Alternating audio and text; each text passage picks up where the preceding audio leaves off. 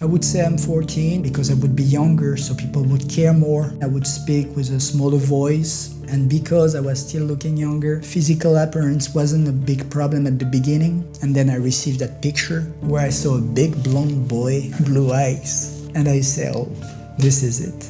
I'm going to prison. But because of who I am, I say, okay, at least I gotta try to be that person.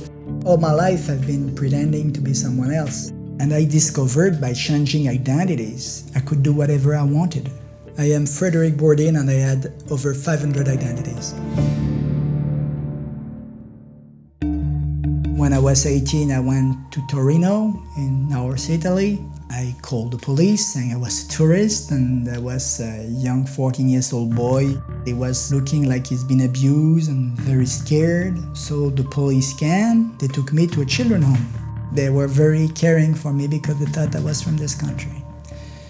And I went from north to south and back to Austria, Germany, Switzerland, all the time running around. Sometimes they would put me in foster families or sometimes they would put me in a normal home. But when you're caught in one place, you gotta find another place and tell another story or the same story with another identity. You go in a shelter, you stay there, and then you go when you feel like it.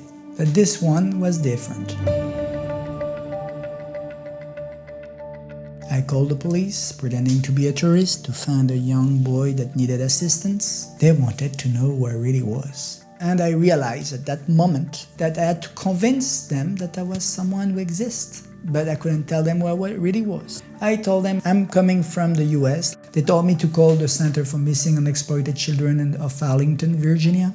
I told them that, yeah, we're in a children's home, that the police gave us a young kid who's been missing apparently from the US for a certain number of years. So the woman wanted to really help, make some research, and she came with the name Nicholas Barclay. So she gave me the case number, the police officer of San Antonio, Texas, who was looking for the case. He was very excited. He said he was going to contact the family. It unleashed all kind of reaction, the embassy, the sister, the judge, the prosecutor. I wasn't just someone to be identified now. I was an American who's been missing for 3 years and 4 months. I couldn't go nowhere. I couldn't run away. So I dyed my hair. I put tattoos that I saw that he had. So the sister came. I couldn't imagine 1 second what was going to be her reaction. She looked at me saying, I knew it was you. I knew I would recognize you. She put herself into so much stress, so much anxiety, so much suffering that she couldn't feel. She went all across the world to get her brother, her missing brother. She couldn't get there and say, it's not you.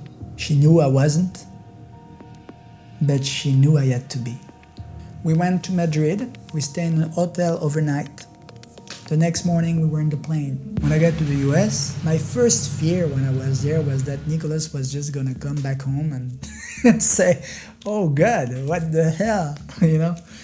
And my second fear was that he was dead and somebody from there killed him. The husband said, oh my God, you were abducted, because that was the story I said. Just didn't want to say by who or what. But he said, well, you should talk to the FBI and try to save the other kids. And I didn't want to because there was nothing to say. A few weeks later, I took their car and I drove to Oklahoma, which was about 1,000 miles away from there.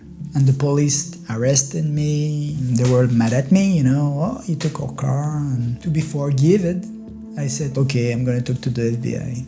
I met the FBI agent. And I was already knowing what I was going to tell her. I've been abducted by US military, something absolutely horrible. And I said, okay, I'm going to be left alone now.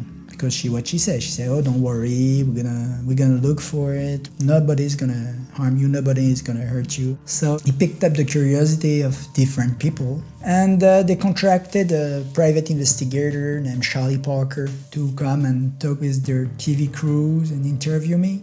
While they were doing that interview, Apparently he saw a picture of Nicholas in the back on the wall, and he thought my hair weren't the same, and he put himself inside his head that I wasn't Nicholas Barclay, and I was maybe a terrorist. The FBI wanted me to meet, so we went in two planes to Houston, and he was a brilliant doctor. It's not the kind of doctor that you can lie to. He listened to me for a few minutes, and then he went to FBI agent, and he told them, which I didn't know at the time, but he told them this can't be Nicholas Barclay. So the FBI called the family and said, this is not your son, this is not your nephew, this is not your brother. Then he drove me back to the apartment. And at that moment, I was waiting for the cops to show up at any moment. And then their phone rang, they talk on the phone, they hung up and said, yeah, we're gonna arrest you now. 6 years was a good price. I could have got it up to 45 years. When they deported me to France, I found myself alone pretty quick. So I contacted the gendarmerie and I said to them that I was Léo Ballet, a kid that's been missing from 1996. And they believed me. I went through hitchhiking to around the place where he disappeared. And I called the gendarmerie again. I said I was a tourist and there was a kid there and his name was Leo or something. They came there and they found me. And they said, don't worry, Leo, we're going to take care of you. And then the DNA spoke and the fingerprints too. And they discovered that I was Frédéric Bourdin, not Leo. And they sent me to prison. It didn't exist.